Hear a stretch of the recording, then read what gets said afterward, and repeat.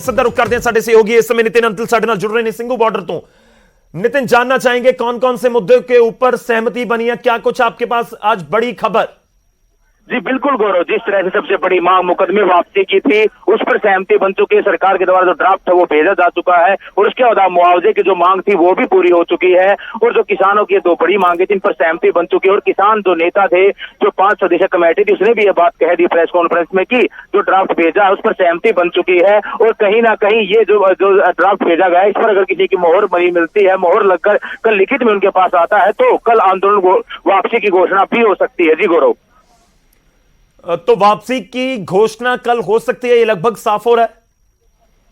जी बिल्कुल गौरव, जिस तरह से आज किसान नेताओं की जो 5 सदस्यीय कमेटी की गई थी उसने कहा कि जो ड्राफ्ट सरकार के द्वारा आज भेजा गया उनकी मांगों का उस पर लगभग सहमति बन चुकी है। हरियाणा के भी, पंजाब पहले ही सहमत था, हरियाणा की भी सहमति बन चुकी है, उत्तर प्रदेश की भी। तो कहीं ना कहीं इशारा है कि कल आंदोलन समाप्ति की घोषणा किसान नेता कर सकते हैं। जी सरकार के जो प्रपोजल थे उसमें क्या कुछ था नितिन?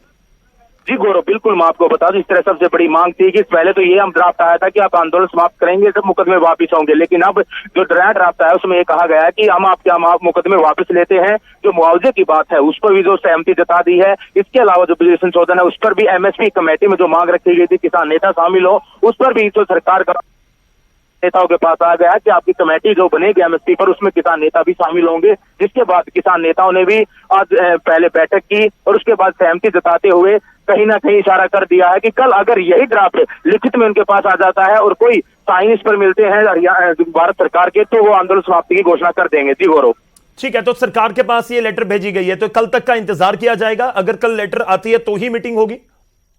जी बिल्कुल, जिस तरह से किसान नेताओं ने कहा है कि कल 12 बजे मीटिंग होगी, 12 बजे तक का समय सरकार को दिया और ये ड्राफ्ट वापस किसान नेताओं ने सरकार के पास भेज दिया और सरकार कल अगर इसे दोबारा वापस भेजती है तो कल वो घोषणा कर देंगे। जी गौरव, ठीक है नितिन, आप नजर बनाए रखिए, मैं आपके पास वापस आऊंगा। होर जानकारी असं लवांगे नितिन साडे सहयोगी तो। इस समय पूरी जानकारी साडे कोल जो पहुंच रही है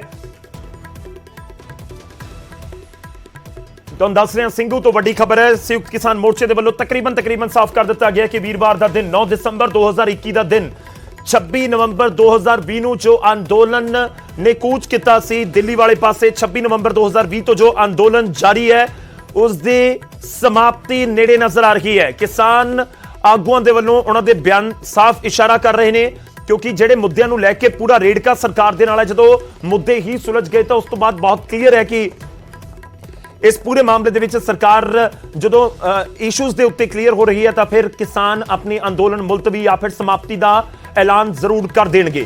तो वड्डी खबर है लाजमी तौर के उत्ते 26 नवंबर 2020 में जिस अंदोलन की शुरुआत हुई दिल्ली दी बरूहां के उत्ते तो 9 दसंबर 2021 में उसकी समाप्ति का ऐलान तकरीबन तय नजर आ रहा है। हालांकि कदों तो समाप्ति या कदों तो घर वापसी की शुरुआत होगी उस दे इंतजार करना होवे कल का SKM ਦੀ ਪ੍ਰੈਸ ਕਾਨਫਰੰਸ ਮੀਟਿੰਗ ਦਾ। ਹਾਲਾਂਕਿ ਇਹ ਵੀ ਤੁਹਾਨੂੰ ਦੱਸ ਦਈਏ ਕਿ ਉਸ ਤੋਂ ਪਹਿਲਾਂ ਸੰਯੁਕਤ ਕਿਸਾਨ ਮੋਰਚਾ ਸਰਕਾਰ ਦੀ ਅਧਿਕਾਰਿਕ ਤੌਰ ਦੇ ਉੱਤੇ ਜੋ ਚਿੱਠੀ ਆਉਣੀ ਹੈ ਉਸ ਦਾ ਵੀ ਇੰਤਜ਼ਾਰ ਕਰ ਰਿਹਾ ਹੋਵੇਗਾ। SKM ਦੇ ਆਗੂਆਂ ਦੇ ਵੱਲੋਂ ਸਾਫ਼ ਕੀਤਾ ਗਿਆ ਕਿ ਅਧਿਕਾਰਿਕ ਤੌਰ ਦੇ ਉੱਤੇ ਸਾਡੇ ਕੋਲ ਚਿੱਠੀ ਪਹੁੰਚੇਗੀ, ਅਸੀਂ ਉਸ ਤੋਂ ਬਾਅਦ ਹੀ SKM ਦੀ ਮੀਟਿੰਗ ਦੇ ਵਿੱਚ ਅੱਗੇ ਦਾ ਫੈਸਲਾ ਲਵਾਂਗੇ। ਦੋ ਚੀਜ਼ਾਂ ਅਹਿਮ ਨੇ ਜੋ ਗੁਰਨਾਮ ਸਿੰਘ ਚੜੂਨੀ ਦੇ ਵੱਲੋਂ ਕਹੀਆਂ ਗਈਆਂ, ਬਹੁਤ ਅਹਿਮ ਨੇ, ਧਿਆਨ ਨਾਲ ਸੁਣਨ ਵਾਲੀਆਂ। पहली कि जो सरकार का प्रपोजल सी उस दे उत्ते आम राय बन चुकी है संयुक्त किसान मोर्चे की मीटिंग दे विच। दूजी जो उन्होंने कहा कि अंदोलन मुलतवी करन दे उत्ते भी आम राय बन चुकी है। खेती कानूनों का रेड़का सब तो वड्डा, MSP दे उत्ते कानूनी गारंटी की मंग एक बहुत वड्डा मुद्दा। उस तो बाद जिहड़े वक-वक होर इशूज़ आके नाल जुड़े उन्हां दे उत्ते भी हुण सरकार दे नाल सहमति बनती नजर आ रही है। खास तौर पर पर्चियां का जिक्र हो रहा सी कि सिर्फ हरियाणा के करीब 48,000 परचे दर्ज कर दिए गए, उन्होंने फौरी तौर के उत्ते वापस लिया जाए। दरअसल किसानों के वालों यह भी जिक्र किया जा रहा है कि सिर्फ ऐलान के नाल नहीं बल्कि अधिकारिक तौर के उत्ते तुसीं नोटिफिकेशन जारी करो। किसान आगू तर्क यह भी दे रहे हैं कि जो हरियाणा के विच जाट अंदोलन होया तो उस समय बहुत सारे लोगों के उत्ते परचे दर्ज किए गए सी ते फिर सरकार दे नाल गलबात उसे पॉइंट के उत्ते आके खत्म हुई कि ये परचे भी रद्द कर दिए जाएंगे। तो कुछ किसान आगुओं के बयान उसको लैके भी सामने आए कि सरकार ने बेशक उस समय ऐलान कर दिता सी जाट अंदोलन के समय कि परचे रद्द किए जाएंगे पर परचे रद्द नहीं किए गए। इस करके भी लगातार जिहड़े किसान ने वो इसी गल के उत्ते अड़े हुए हैं कि सीधे तौर के उत्ते लिखती तौर के उत्ते जिहड़ा नोटिफिकेशन है वो जारी किया जाए ਜ਼ੁਬਾਨੀ ਤੌਰ ਤੇ ਜੋ ਭਰੋਸੇ ਜਾਂ ਐਲਾਨ ਨੇ ਉਸ ਦੇ ਉੱਤੇ ਅਸੀਂ ਭਰੋਸਾ ਨਹੀਂ ਕਰਾਂਗੇ। ਤਾਂ ਪਰਚਿਆਂ ਨੂੰ ਲੈ ਕੇ ਪਹਿਲਾਂ ਵੀ ਲੱਗ ਰਿਹਾ ਸੀ ਕਿ ਸਰਕਾਰ ਦੇ ਨਾਲ ਕਿਤੇ ਨਾ ਕਿਤੇ ਗੱਲਬਾਤ ਸਿਰੇ ਲੱਗ ਜਾਏਗੀ। ਤਾਂ ਇਸ ਤੋਂ ਪਹਿਲਾਂ ਤੁਹਾਨੂੰ ਦੱਸ ਦਈਏ ਕਿ ਦਿੱਲੀ ਦੇ ਵਿੱਚ ਅੱਜ 5 ਮੈਂਬਰੀ ਕਮੇਟੀ ਦੀ ਬੈਠਕ ਹੋਈ ਹੈ, ਜੋ 5 ਮੈਂਬਰੀ ਕਮੇਟੀ ਸੰਯੁਕਤ ਕਿਸਾਨ ਮੋਰਚੇ ਦੇ ਵੱਲੋਂ ਬਣਾਈ ਗਈ ਹੈ ਤੇ ਉਸ ਤੋਂ ਬਾਅਦ SKM ਦੀ ਸਿੰਘੂ ਬਾਰਡਰ ਦੇ ਉੱਤੇ ਸੰਯੁਕਤ ਕਿਸਾਨ ਮੋਰਚੇ ਦੀ ਮੀਟਿੰਗ ਹੋਈ। ਇਸ ਤੋਂ ਪਹਿਲਾਂ ਦਾ ਅਸੀਂ ਜ਼ਿਕਰ ਕਰੀਏ ਤਾਂ ਪੰਜਾਬ ਦੀਆਂ ਜਥੇਬੰਦੀਆਂ ਦੇ ਸੁਰ ਪਿਛਲੇ ਕਈ ਦਿਨਾਂ ਤੋਂ ਨਜ਼ਰ ਆ ਰਹੇ ਨੇ ਕਿ ਅੰਦੋਲਨ ਸਮਾਪਤੀ ਵਾਲੇ ਪਾਸੇ ਅਸੀਂ ਲੈ ਕੇ ਜਾ ਰਹੇ ਹਾਂ ਜਾਂ ਫਿਰ ਅੰਦੋਲਨ ਮੁਲਤਵੀ ਕਰਨ ਨੂੰ ਲੈ ਕੇ ਜਿਹੜੀ ਇੱਕ ਰਾਏ ਪੰਜਾਬ ਦੀਆਂ ਜਥੇਬੰਦੀਆਂ ਦੇ ਅੰਦਰ ਬਣਦੀ ਹੋਈ ਨਜ਼ਰ ਆ ਰਹੀ ਹੈ।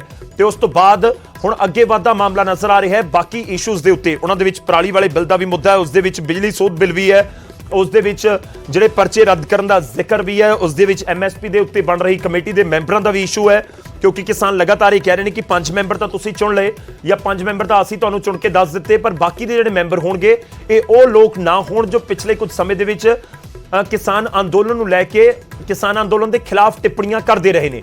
ਤਾਂ ਇਹ ਵੀ ਜ਼ਿਕਰ ਕੀਤਾ ਗਿਆ ਕਿਸਾਨਾਂ ਦੇ ਵੱਲੋਂ ਕਿ ਜਿਹੜੇ ਉਹ ਮੈਂਬਰ ਹੋਣਗੇ ਉਹ ਵੀ ਤੁਸੀਂ ਕੋਈ ਅਜਿਹੇ ਲੋਕ ਚੁਣੋ ਜੋ ਬਿਲਕੁਲ ਨਿਊਟਰਲ ਹੋਣ, ਜਿਨ੍ਹਾਂ ਦੇ ਨਾਲ ਗੱਲਬਾਤ ਕਰਕੇ MSP ਦੇ ਉੱਤੇ ਜੋ ਕਮੇਟੀ ਬਣੀ ਆ ਉਹ ਆਪਣੀ ਰਿਪੋਰਟ ਦੇ ਕੇ MSP ਦੇ ਉੱਤੇ ਕੋਈ ਕਾਨੂੰਨ ਜਾਂ ਫਿਰ ਜੋ ਕਿਸਾਨ ਚਾਹੁੰਦੇ ਨੇ ਉਸ ਦੇ ਉੱਤੇ ਕੋਈ ਫੈਸਲਾ ਕਰ ਸਕੇ। ਤਾਂ MSP ਦੇ ਉੱਤੇ ਰੇੜਕਾ ਲਗਾਤਾਰ ਬਰਕਰਾਰ ਸੀ।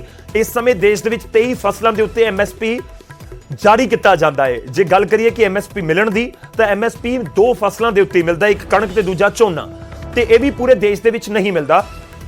ਕਣਕ ਅਤੇ ਝੋਨੇ ਦੇ ਉੱਤੇ MSP ਵੀ ਖਾਸ ਤੌਰ ਤੇ ਪੰਜਾਬ, ਉਸ ਤੋਂ ਬਾਅਦ ਕੁਝ ਹਿੱਸਾ ਹਰਿਆਣਾ ਦੇ ਵਿੱਚ ਵੀ MSP ਕਣਕ ਝੋਨੇ ਦੇ ਉੱਤੇ ਮਿਲਦਾ ਤੇ ਉਸ ਤੋਂ ਬਾਅਦ ਜਿਹੜਾ ਵੈਸਟ UP ਹੈ ਉੱਥੇ ਵੀ ਕੁਝ ਇਲਾਕਾ ਹੈ ਜਿੱਥੇ MSP ਦੇ ਉੱਤੇ ਫਸਲ ਦੀ ਖਰੀਦ ਕੀਤੀ ਜਾਂਦੀ ਹੈ। ਰੁਕ ਕਰਦੇ ਹਾਂ ਇਸ ਸਮੇਂ ਫੋਨ ਲਾਈਨ ਤੇ ਸਾਡੇ ਨਾਲ ਕਿਸਾਨ ਆਗੂ ਜੁੜ ਰਹੇ ਨੇ ਬੂਟਾ ਸਿੰਘ ਸ਼ਾਦੀਪੁਰ ਜੀ। ਬੂਟਾ ਜੀ ਬਹੁਤ-ਬਹੁਤ ਸਵਾਗਤ ਹੈ। ਕੀ ਕੁਝ ਅੱਜ ਫੈਸਲਾ ਲਿਆ ਗਿਆ ਹੈ? ਉਮੀਦ ਕਰੀਏ ਕਿ ਕੱਲ ਦਾ ਦਿਨ ਇਤਿਹਾਸਿਕ ਹੋਣ ਜਾ ਰਿਹਾ ਹੈ ਤੇ SKM ਐਲਾਨ ਕਰੇਗਾ ਅੰਦੋਲਨ ਸਮਾਪਤੀ ਦਾ। ਹਾਂਜੀ ਹਾਂ, ਕੱਲ ਨੂੰ 12 ਵਜੇ ਐਲਾਨ ਕੀਤਾ ਜਾਊਗਾ।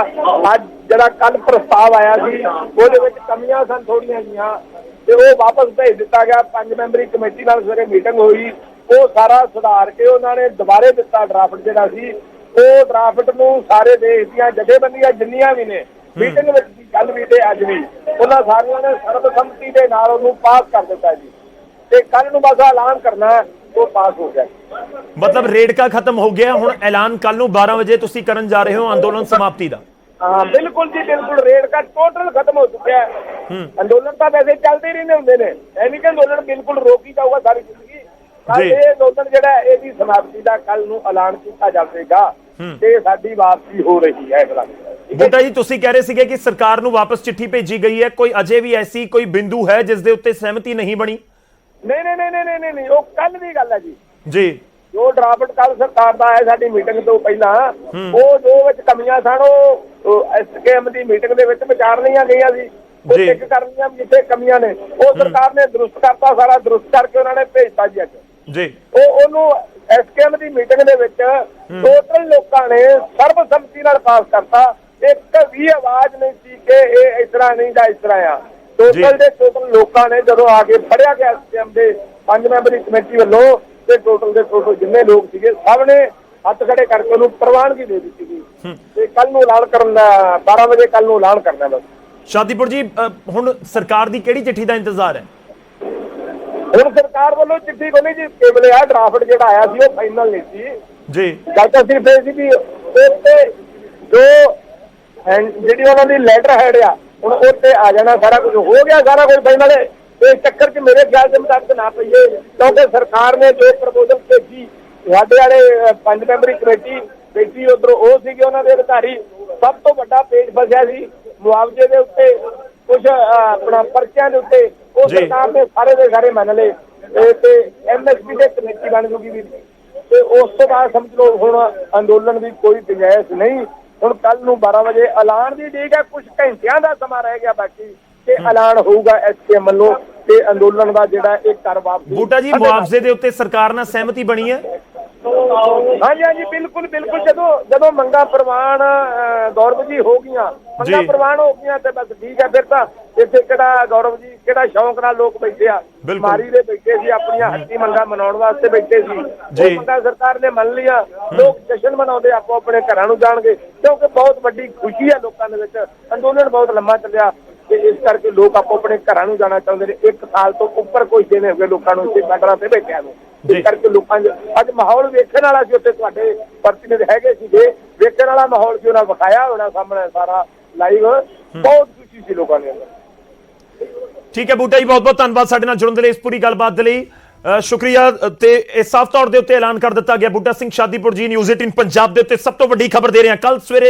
ਕੱਲ ਦੁਪਹਿਰੇ 12 ਵਜੇ ਕਿਸਾਨ ਅੰਦੋਲਨ ਨੂੰ ਲੈ ਕੇ ਐਲਾਨ